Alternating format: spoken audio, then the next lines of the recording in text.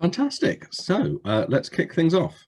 Um, so today we're going to be talking about personal statements, giving you all of our insights into the 4,000 characters that are kind of the center of the application process. And then next week we'll be talking about admissions tests, sort of the next step in the process. We'll be aiming to go through these things sort of systematically through the course of the year. We're going to be talking about exams in that context as well, as I know, at least from the students I'm working with, that a lot of them have done their pseudo A-level exams. Well, no, they're A-levels, aren't they? They're A-level pseudo exams over the last few weeks and days.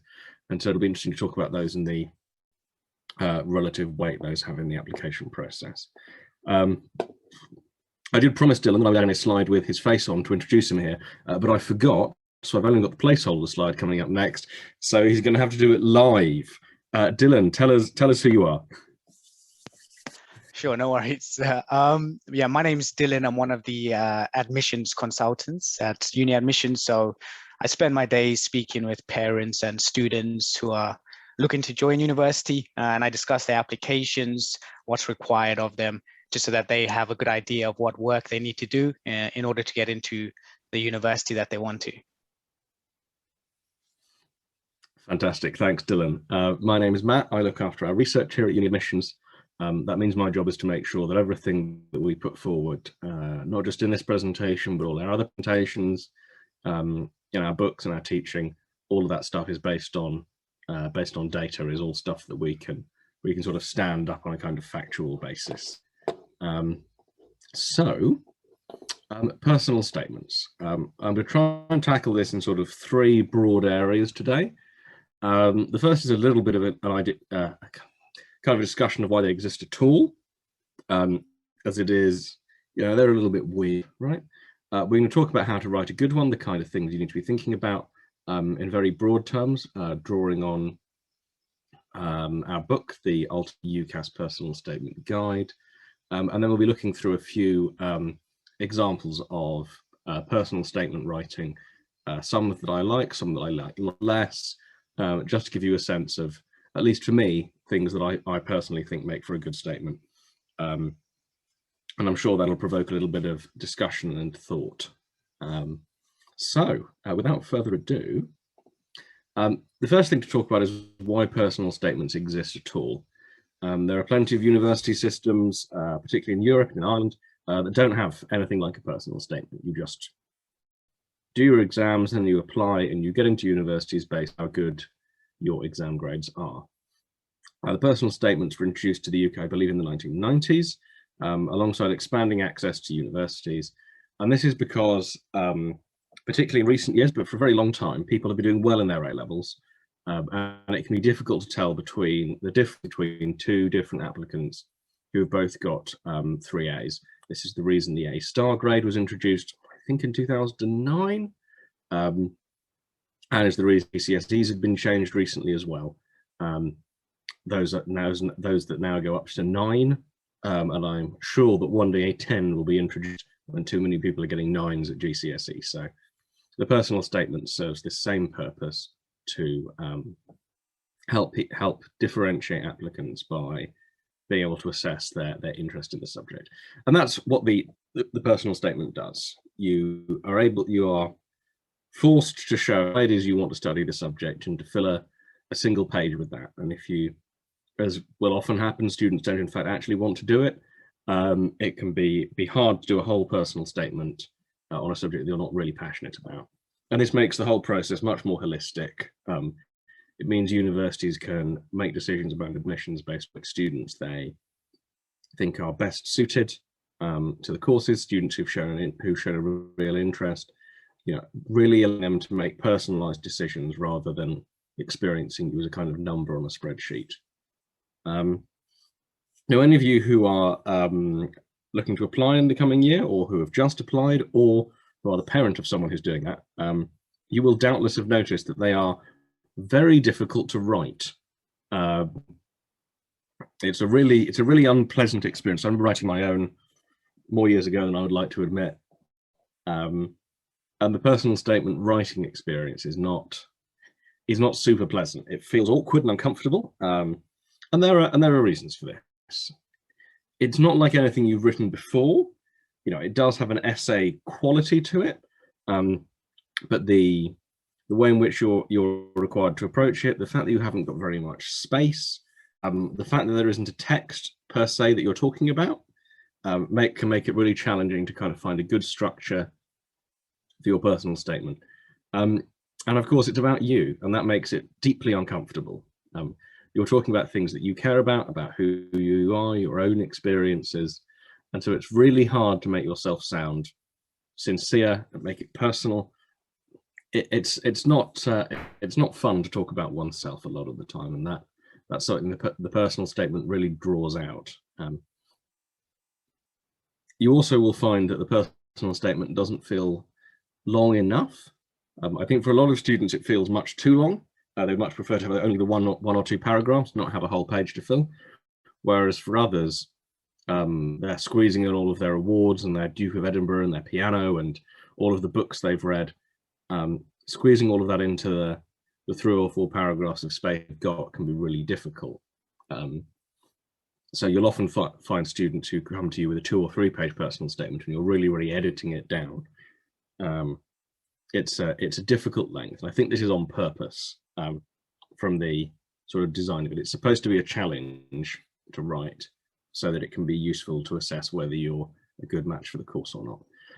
And this last point is what I think makes it most difficult above all else, which is that if you're used to writing essays, you're used to having used to a kind of argumentative writing where you go, you know, I think that, I don't know, Lady Macbeth is the real villain for these reasons, and you can really state that explicitly. Now, when it comes to the personal statement, you can't, unfortunately, it's very difficult to write an opening paragraph that goes, I am the best. Here are the reasons I'm the best in 3 paragraphs. Your final paragraph is, having demonstrated that I am the best, you should take me. I think everyone instinctively knows that will be a bad personal statement. And so you have to do a lot of showing and telling. You can't tell them that you're great, you have to show them that you're great. And that's very awkward as a kind of piece of argument, because you have to hide the argument all the way through. And I think a lot of people find that quite awkward. So, having said how difficult it is, how should you go about it? The way I like to think about it when I'm working with students is that the personal statement is like a poem. You have a very strict length to work with. You only have 4,000 characters. That includes all your spaces and all your punctuation. So be careful with that. You'd much rather have 10 characters spare at the end than being really stressed for them, having to count needless adjectives. Although in my experience, there are a lot of needless adjectives in the average personal statement. We'll come to those later. But yes, like a sonnet, you're stuck with a lot of little rules that you're facing in the personal statement. There are also, as with poetry, you've got some key topics and ideas that need to be covered. If you're applying to study law, you're going to have to talk about ideas of what justice is. You're probably going to want to talk about the importance of juries, the importance of lawyers, of fairness in lawyers. If you're a doctor, you're going to feel the need to talk about medical ethics, maybe to talk about why you're inspired to help others. There are certain ideas that you're going to find it very hard to avoid. You know, if you were applying to study, let's say, geography, you would find it very difficult to get through that personal statement without saying that maps are good, and so on and so forth. There are just certain ideas that you have no choice but to talk about. You'll also find, as with poetry, there are a lot of things that recur across lots and lots of people's personal statements. I have read probably 1,000, maybe more personal statements in my time in this business. And I can tell you that there are certain things that you see, certain books that pop up, and you think, ah, yes, I've seen that 35 times before. Originality in the personal statement is a real challenge, just like originality in poetry can be. And like poems, personal statements are much harder to write than they look. A really good one, a really good one, you'll read it and it will seem really straightforward and well done, and you won't be able to see all of the work that went into it. And the same goes for a good poem. Now, by contrast with a good poem, I myself have written a poem about the UCAS process, which I've rather vainly inserted here as a bit of fun. So here's my personal statement poem, just to make my point about the personal statement being like poetry. So this is the university application poem, with apologies to Elizabeth Barrett Browning and Vladimir Nabokov, who I've shamelessly plagiarized for this. So, why to accept me? Let me count the ways. I do Duke of Edinburgh on Sundays. The first book I read captivated me. A man whose wife was a hat, how could it be? So, then after much reading on the mind, to apply for psychology, I was inclined. Some experience I did in a lab, thanks to a scientist friend of my dad. I'm studying A-levels and have great GCSEs, not to mention piano and music theory. For my EPQ, I study postnatal depression to make on the reader a lovely impression. In so few characters, it's hard to do justice to how good I am. My offer a must is. Now, I sent this over to a friend of mine who actually works in admissions at Oxford this morning. And she told me that I am by no means the first person to write a personal statement in verse. Apparently this happens quite a lot. So guidance would be, probably don't do it, but if you are going to do it, I would suggest trying to write a better poem than I managed just there. But you will be the first, so if you're pinning your hopes on originality with the poem statement, I'm afraid. Fred, you're much too late to it, as was I. I thought it was much cleverer than it turned out to be. So how do you actually write a good personal statement rather than doing a silly poem like I've done? First of all, you want to have a good introduction. You want to explain fairly concisely who you are and what your motivation is. The introduction can be very difficult to write. I often recommend writing it last, because that way you know what you're going to introduce because you've already done it. I recommend this for essays in general. You then want a couple of paragraphs that really highlight your academic ability, and this is going to be an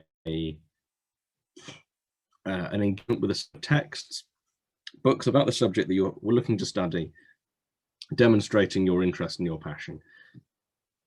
Students often try to talk about too many books. I think it's always better to talk about 2, maybe 3, but to really hold yourself back and give those books the attention they deserve. You then want to talk about your extracurriculars and your supercurriculars.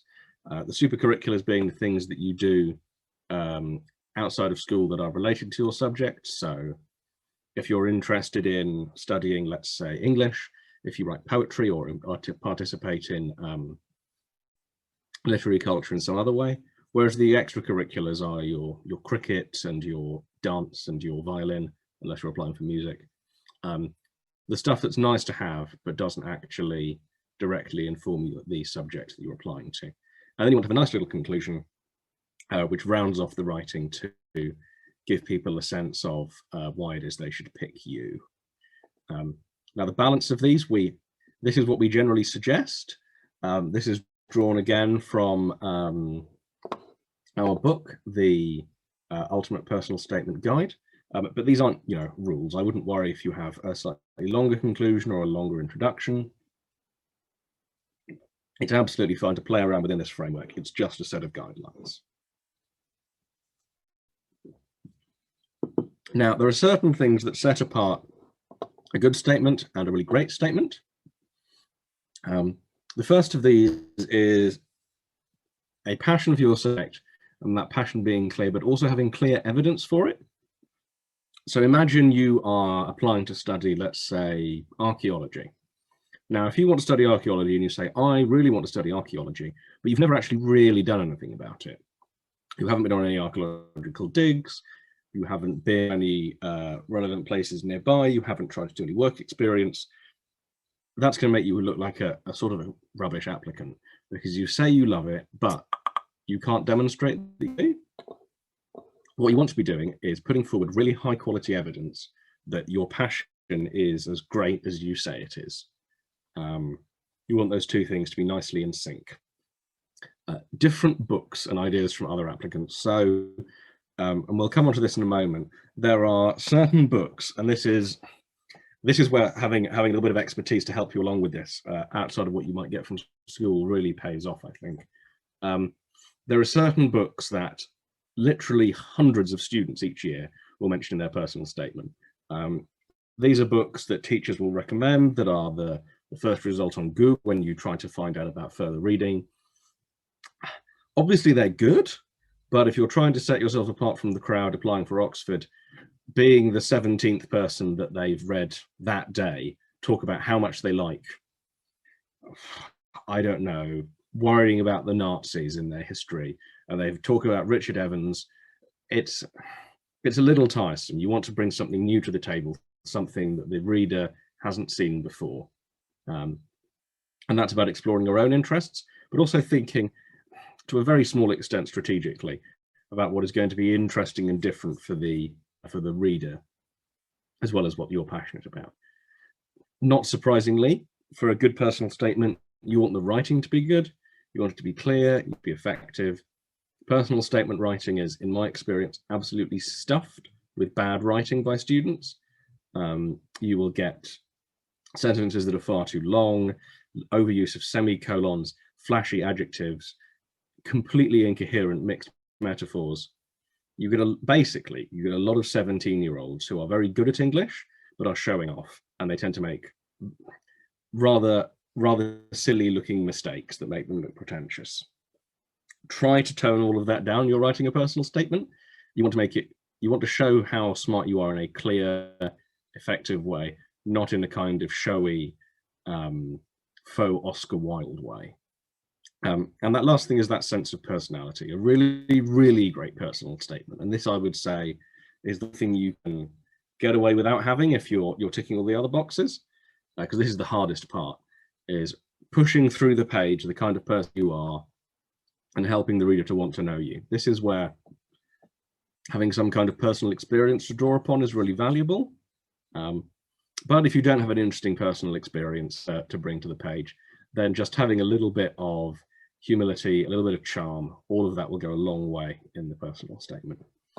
So I've drawn a couple of examples. These are drawn from a range of subjects, and I'm just going to point out some features that I like and that I don't like so much.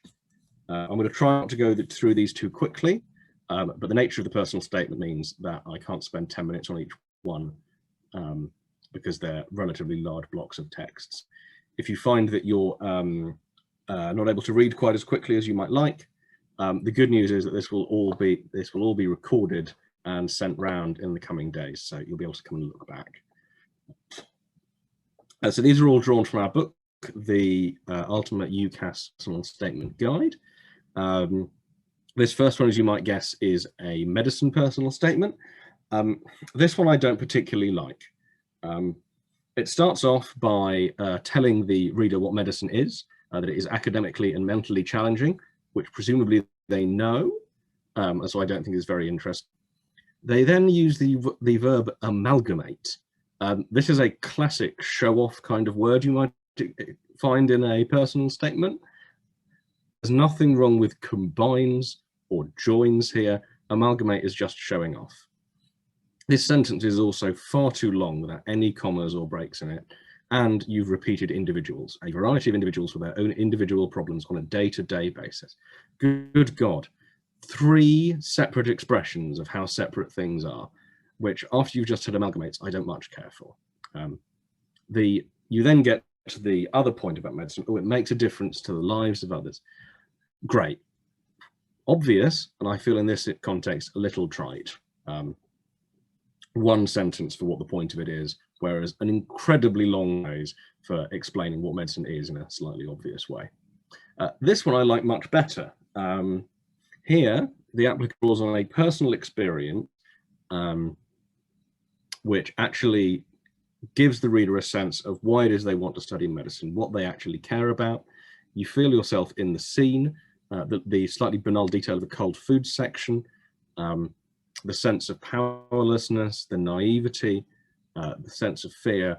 I really like this as an opening to a personal statement. It feels like a real person, and you actually understand why they want to study medicine in a way that you don't in a great number of other statements. So that's 2 from medicine. Looking at the introduction, I'm going to move on now to talk about the kind of academic section. I'm drawing two examples from law personal statements here. So this is a great example of people using the same books again and again. Maybe half of the personal statements for law I read bring up Eve Was Framed. It's a great book. However, it's been out for 25 years and everyone talks about it. I wouldn't go with it personally. I had never considered that law might be affected by gender, again, has this unfortunately naive quality. And I'm interested in the differences between British and American legal systems. Again, these are two huge topics that deserve more than a sentence each. I would also, generally speaking, advise not bringing up American law if you're applying to study British law. For one thing, there's no such thing as British law. There's English law, there's Scots law. But again, these are the kind of things you want to think about if you're being a lawyer. You want to be a little bit more precise. You want to give huge topics the right amount of attention. And ideally, you want to be picking a book different from every single other person. A good example here is from this personal statement.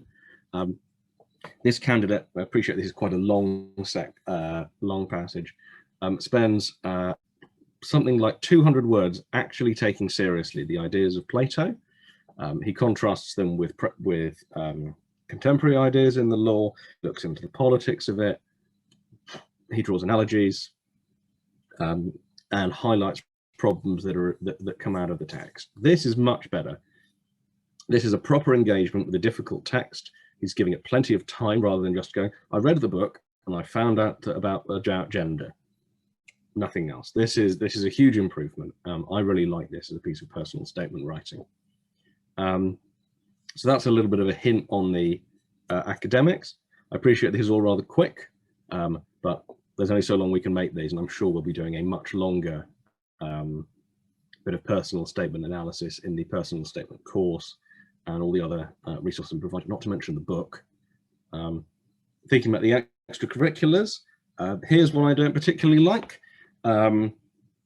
This person, I find it's great that he does so many sports, but drawing a slightly spurious link between the sports and your kind of academic ability, I don't particularly like.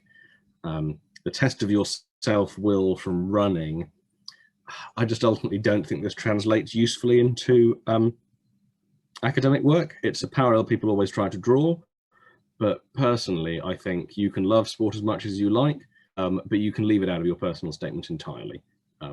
Unless you are literally an Olympic athlete, I don't think it's actually relevant to bring up, and I would leave it out entirely. Now, if you are going to bring it up, this is from a history personal statement, actually draw it into something interesting. Here, the writer has managed to draw their study of their music work into their studies, talking about how it has given them an emotional connection to the historical topics they're interested in, and shows a kind of sensitivity and engagement with art that I think is really helpful and effective in this context. So this one I like. You'll notice that it's a whole paragraph, not simply, I play the violin. It's, I play the violin and I have done this whole engagement with it. If you're simply going to go, I like golf, I would say don't bother at all. You can keep those characters for something else. And we now come finally on to conclusions. I don't much like conclusions in personal statements. I think the shorter you can make them, the better. This one is fine, but showing off that you do lots of things at your school, you're a prefect, you're head of the Economic Society, that's great, but I don't particularly like to end on this note because you're not making anything out of any of these ideas. You're sort of ticking them off as if you didn't want to leave them out. Again, everything in the personal statement should serve a purpose. And if you haven't got anything interesting to say about being a prefect or a member of the football team, then I wouldn't bother. Try and enjoy the achievements for themselves. This one I quite like. The reason I like it is because it's one sentence. It's not very interesting, but it isn't a huge waste of characters. And it just gets on with it. ultimately, when you get to the end of the personal statement, you sort of just want to announce it's over, and something like this is fine. All you really want to finish with is, in conclusion, yes, I would like to study the subject. It's a little bit like a job interview in that at the end, you sort of want to say, and this is why you should hire me. However, fortunately, in the personal statement, you have to be a little bit more subtle than that. So that's sort of where I would try to leave it, with something brief and save your characters for the interesting stuff beforehand. So I feel like there was a lot of information in a relatively small space of time. Dylan's nodding, so it definitely was. Now, this is just the tip of the iceberg, however, of the kind of expertise and support that we're able to offer, not just on the personal statement, but across the whole breadth of the application, which Dylan is going to tell you more about, because honestly, a lot of it I'm not involved in. So here's the expert, Dylan. Yes, thank you, Matt. So yes, Matt, thanks for that presentation. Personal statement is one part of your application outside of your admissions tests and your interviews and your academics that you're going to need to get into university. So some useful tips and hope you guys took a lot from that. So how can UniAdmissions actually help you with your application? The first thing that's worth mentioning here is that it's worth booking a consultation with us on our website with myself or one of the other consultants. All of these programs that I'm going to mention are by selection only. So we do want to have a conversation with you, just go through your application, just make sure that we can help. If we can't, we will, at the very least, point in the right direction. So definitely book a call. So we run programs that support students that are looking to get into university. We cover most subjects. And the first way that we'd support you is with one-to-one tuition. So one-to-one tuition, we will usually assign a tutor, someone that's been to the university that you want to go to. So we'll most likely choose the most competitive university, and they will serve ideally as a mentor, someone to work more closely with you on your personal statement, give you more tips and in-depth insights like what Matt was doing, but more on a one-to-one basis. They'll also work with you on other areas of your application, so things like your admissions tests, as well as your interviews, should you have some for the particular subject that you're applying to university for. Now, it's worth saying that although you will have a mentor and one tutor to help you throughout your university application, when it does come to your interview part of your application, we want to recreate the environment. We want to make sure that you are carrying out mock interviews with people that you've never met before. So it mimics the real thing. And so we'll introduce new tutors, they'll give you feedback, and then your main tutor can coach you and train you so that you improve on your interview technique. The next part of our support is our resources. So these will go alongside the one-to-one tuition. So you want to make sure that you have all the information that you need to get through your application. As Matt demonstrated, there's a lot more to your personal statement than you might think. And so we've created a whole lot of resources over the years. Like Matt keeps mentioning, our books, we have an online portal, and you can use these to work alongside your one-to-one tuition to prepare you for each part of your application. So once again, the most important parts of your application outside of your academics are your personal statement, your admissions tests, and your interviews. And you'll have content in the forms of books and digital content to help you with each part of the application. Now, another part of the support we offer is that we want to make sure that you have the right amount of content for your interview. Now, one part of a university application that's been really hard in the past to maybe differentiate yourself, as Matt was saying, from the other students, because you're Googling, you're finding books on Google search and you're reading them, but it's a competition to get into university. And so you want to make sure that your base knowledge of your subject is a little bit higher than the others, and that will increase your chance of getting in. And so what we do is we run weekly enrichment seminars. for different subjects. Now, these enrichment seminars are used mainly for your wider reading, but the application will be on your interview. So you'll work with us every Sunday. They happen at 2 o'clock, and a university expert will carry out a university grade topic for you guys to discuss. So for example, if you in the medicine stream, you might be discussing diagnosis or clinical trials, or something to do with medicine, but outside of your A-level syllabus, so that when you go for your interview, you can demonstrate that you've put a lot of work into your wider reading and actually outperform the other applicants who you're competing against for those limited places. Okay, now, so far through the program, you've been doing the one-to-one tuition, the resources alongside it. You've been attending the enrichment seminars every Sunday. And so one thing that we want to do is just consolidate the information, just tie it all up and make sure you are truly prepared, and putting in the most competitive application you can. You want to get to next year and have those offers, and not be disappointed. So the way we'll do this is that you'll spend a weekend with us for each part of your application. We call these intensive courses. And so you'd have one for your personal statement, you'd have one for your admissions test, for the particular subject that you're applying for, as well as your interviews. So these are full days or weekends you'll spend with us, and we'll work on that particular area of your application. You'll be with your peers that you're applying with.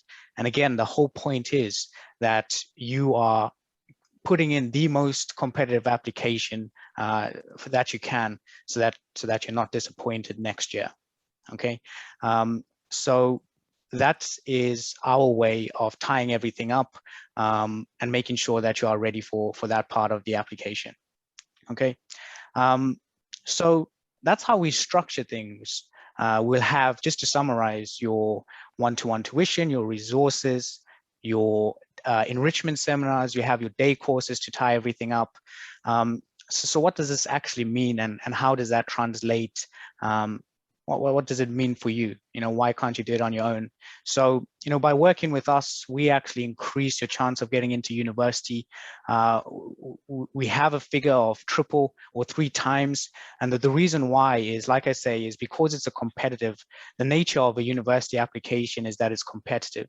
And so naturally, if you prepare yourself more than, say, the next person, it's likely that your application will be more competitive. So with all that work that we'd be doing in and putting in, and that you'd be putting in, we found over the years, and we've been doing this since 2013, that our success rate is 63%, compared to an 18% success rate of top schools, or schools across the country.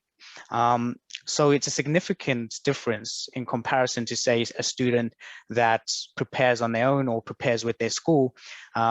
It's worth saying that this is alongside that, and you'll triple your chance of getting in naturally, just because you've put the time in and you've developed your application. So fantastic, Dylan. Do you mind if I pick up for a moment here? Yeah, please. Thank you. You're doing a marvelous job. So I just wanted to stay a little bit longer on this. One of the things that we're particularly proud of is our performance compared with some of the top schools in the country. This is data from last cycle from Oxford. Our success rates compare really favourably with even the most famous schools, Eton, you may have heard of it, and even some of the top state schools in the country as well. Now, part of that secret is our selective process, but we like to think that it's principally down to the quality of the resources and the teaching that we provide. These schools do a lot of things marvelously. However, what resources they spend in having really nice sports facilities, we've been spending that time and money on really improving the quality of our teaching and our resources. So while our buildings aren't quite as nice as those at Eton, our results do make up the difference. Now, we mentioned the selectivity. So for us, and we don't want to make this scary, I think is the first thing to say, we care much more about the attitude that a student brings to us than the quality of their grades. As long as they are broadly within the ballpark of what would be competitive for the subject, will be interested in a student, will be even more interested if they are passionate, they're willing to work, they're dedicated, they're really enthusiastic, because our experience is that those are the students that the universities want, and those are the students who work well with us and really improve their prospects. If a student is already complacent about their chances of success, then chances are they're not going to work well with us, and we're more than happy to take a pass on them, even if they have all of the qualifications, even if they tick all the other boxes. If they don't actually want to do the work, then we're not going to force them. This plays into our student honor code, which makes students accountable for their own learning, and asks that they make the most of the resources available to them. It also governs the way we work with our tutors. The example I like to use is one of our top tutors is a PhD mathematician at Cambridge. He's very good at maths. He's not particularly good at emails. And so our process is to make sure that he is spending all of his time teaching maths, not rearranging classes, not chasing up people who are late, not worrying that they haven't studied the right things. None of that admin. Honor code is all about making sure that you respect the time and the expertise of the tutors we match you with. And that means showing up on time, giving them good notice, all of those boring logistical things, because it's it's not the job of a PhD mathematician to do emails, it's their job to do maths. And so we want to free them up to do that by putting the responsibility on the student to look after their own work, their own progress, as will be required of them out there in the real world in due course. Dylan, I hear we have nice reviews on Trustpilot. Yes, we do. So this is where, while I also ask all of my students to go and leave a review, especially when it comes time to when they've got their offers, because this is a testimony of how well we've done and how well the students have done. So we have a lot of reviews that you can go check out on Trustpilot and see the success stories of students. You can see some of the success stories on our website as well, of how we've helped students get the place that they've dreamed of at the university that they've chosen. It's worth saying, like Matt says, that it does come with work on the student's part, and so we'd be very keen to speak to you. And just like how we spoke with these students on Trustpilot, and they have subsequently gone on and gone on to their respective universities. Fab. Thanks, Dylan. We're also, while we're very proud of the product we provide, we also appreciate that it's not for everyone. That's why we provide a 2-week trial. If you come and work with us, but you find that after those first couple of weeks, that first tutoring session, that we really don't get on very well, that we don't gel, that it isn't right for the student, then that's fine. These things occasionally happen, and that's why that 2-week trial is there. Everything is fully refundable at the end of those 2 weeks if it turns out that this program, the student, the parent, the tutor, these things they can't be made to match up. It occasionally happens, we try to avoid it, but we understand that if that is the situation for you, then we're not going to try and keep you around. It's going to be a case of letting you go, no hard feelings. If it's not for you, that's absolutely fine. We're confident enough in the quality of the service we provide that it hardly ever happens. And so we're more than happy to refund in the rare occasion that it does. We're going to move on to questions in just a moment. So please do pop those into the Q&A bar on the presentation. And if you have questions that are a little bit more personal, a bit more complicated, which probably a lot of your questions will be, please do get in touch with us directly by booking a consultation. You can do this by following the example of the animation that's currently playing, where lovely, what's his name, David Example, is applying for a consultation with us.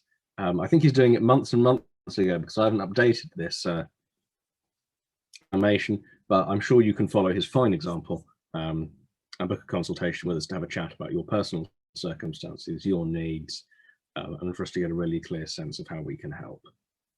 So on to the questions.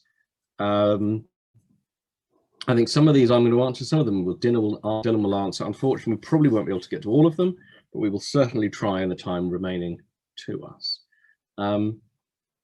So Dylan, we've been asked, can you pay for just the interview help without paying for all the other support? How does that tend to go?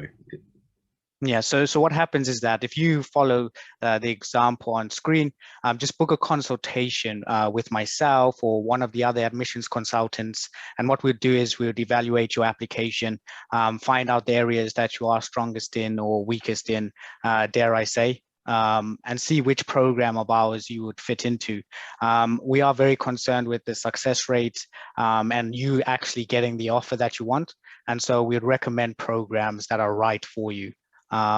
So you need to demonstrate on the call which areas of the application you are strongest in, and then I or one of the team members will make a recommendation on how we best think we can help, and then take it from there. So I encourage you to give us a call and discuss the interviews or any other parts of the application you may need help with. Fab, thanks, Dylan.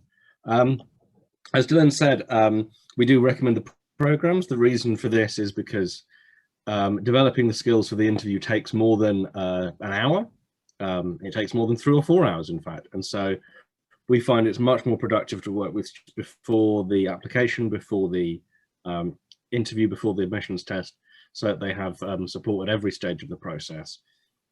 As generally speaking, if you bring someone in with a week to go and try and sort out their interview prep, it's often too late. And so we do try to work with people from as early in the year as we can to achieve the most effective result. Alice asks if she can have access to recording of the webinar. Yes, yep, we can definitely arrange that. I will note down your name and get that sent over to you. But all of these are available somewhere. I think there are YouTube links. I'm not totally sure what happened to them. It's not my department. Yeah, there's I was going to say this session will be available for a week on the website. So if you go to the website, you'll be able to find our past recordings on our website under the open day link on the menu bar on the top of our website. There you go. In my modesty, I don't watch back recordings of myself, so I had literally no idea where they were. But that's nice to know, Dylan, that people are coming back and watching me on video. Ali asks, sorry, I'll move the letters around there. Since we have left the EU, what impact does this have on certain courses at Oxbridge? So there are a couple of impacts. The most obvious impact is that the courses with a study abroad component, so modern languages, law with law studies in Europe, these courses are basically unaffected. Oxford has stepped in, Cambridge has stepped in. They are spending some extra money on this to make sure that those programs still continue in the way that they used to. So while there is no Erasmus program anymore for students in the UK, Oxford has sort of cobbled together its own sort of thing that does a very good job of replacing that. And so your experience of those courses won't be diminished. In terms of admissions, it means that from this year, there won't be any difference between students applying from the EU and from the rest of the world, from Israel or Thailand or the United States.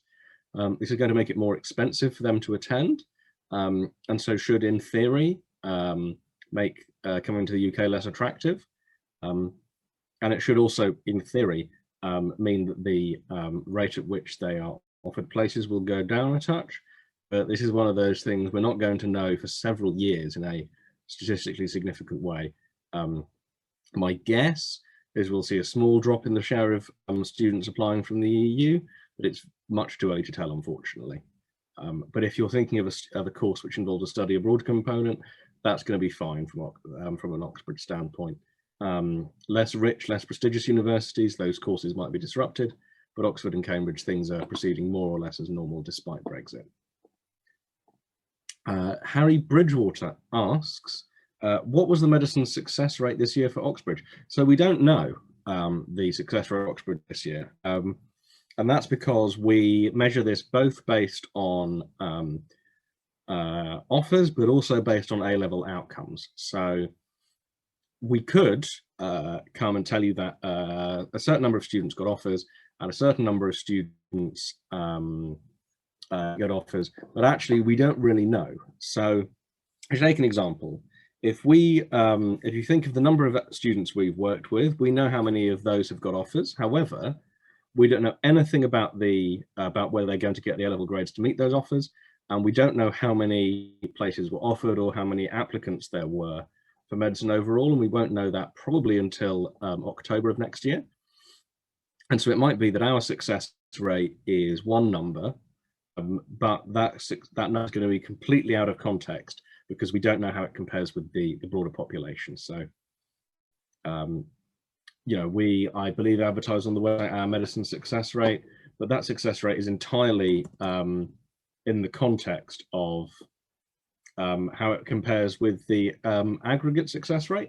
So if you imagine that our success rate of 82% for medicine was to go down to 80%, but the national average of 12% was to go down to 6%, actually we would have improved despite having declined.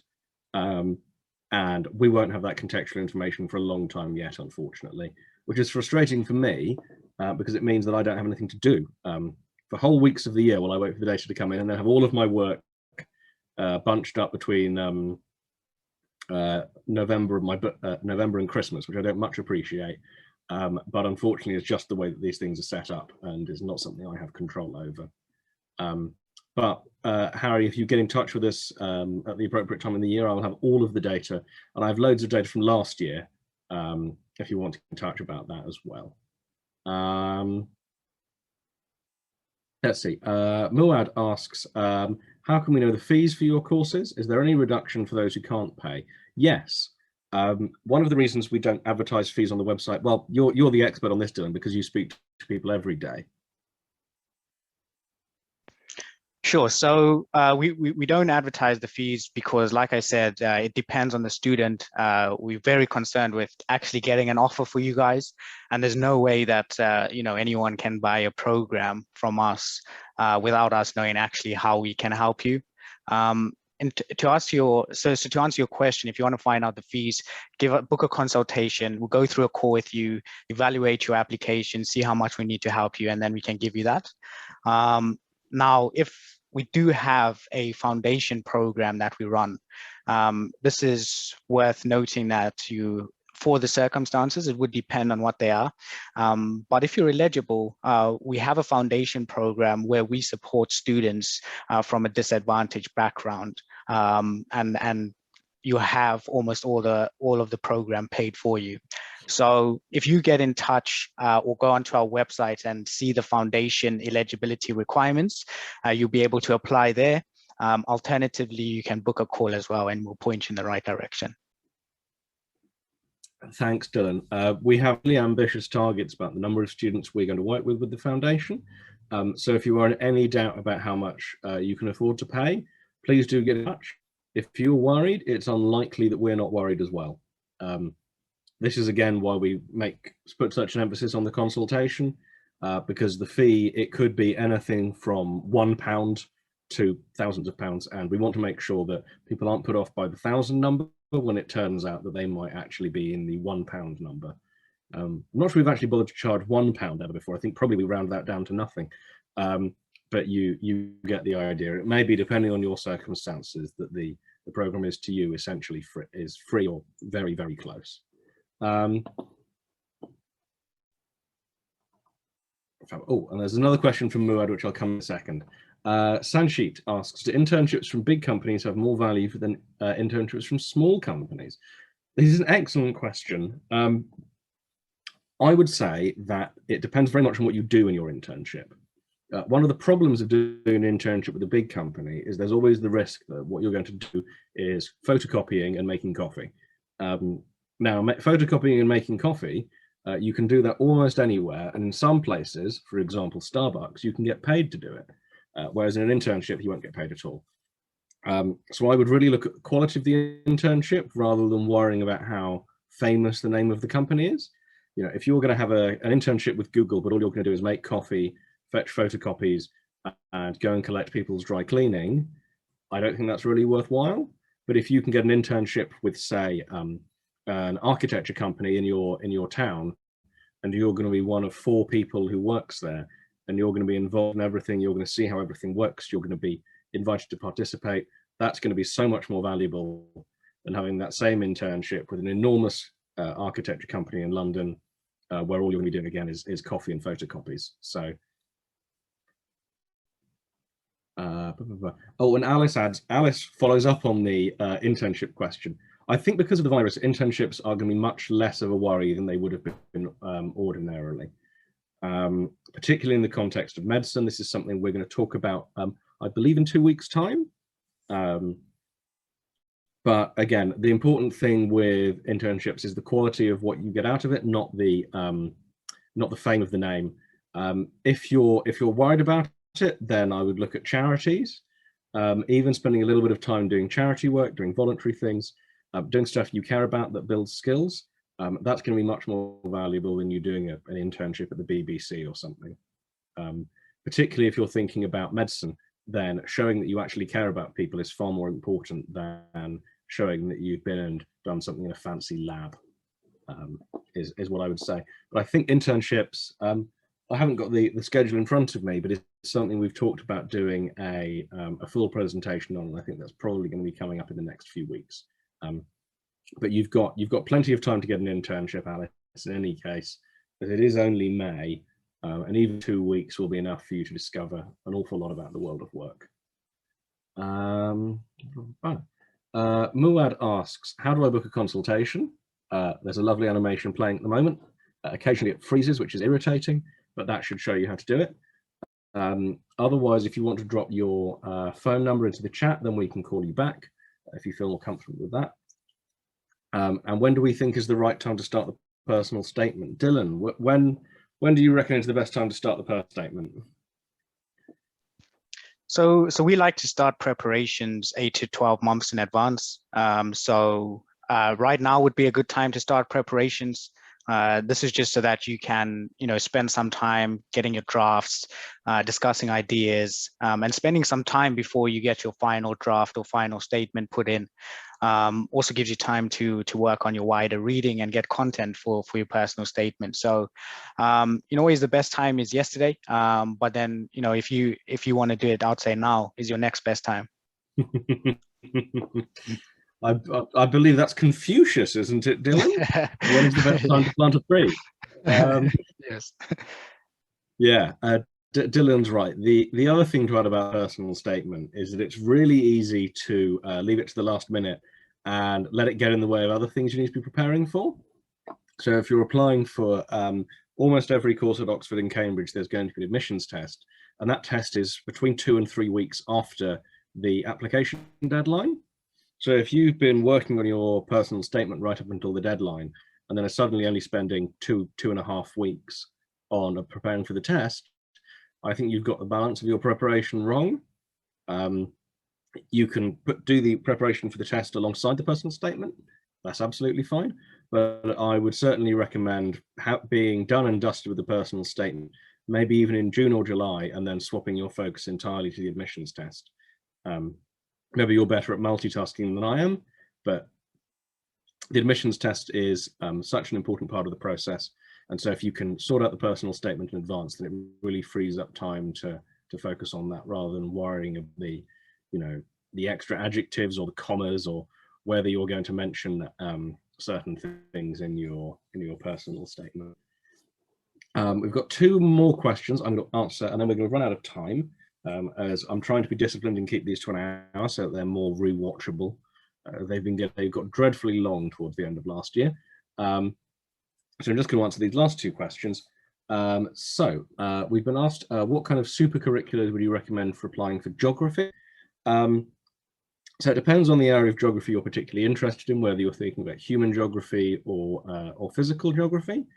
So if you can go and do some kind of, if thinking physical geography, some kind of specifically geographically relevant thing in your local area, perhaps looking into some of the programs that are like Ordnance Survey, something to do with the climate, something to do with erosion.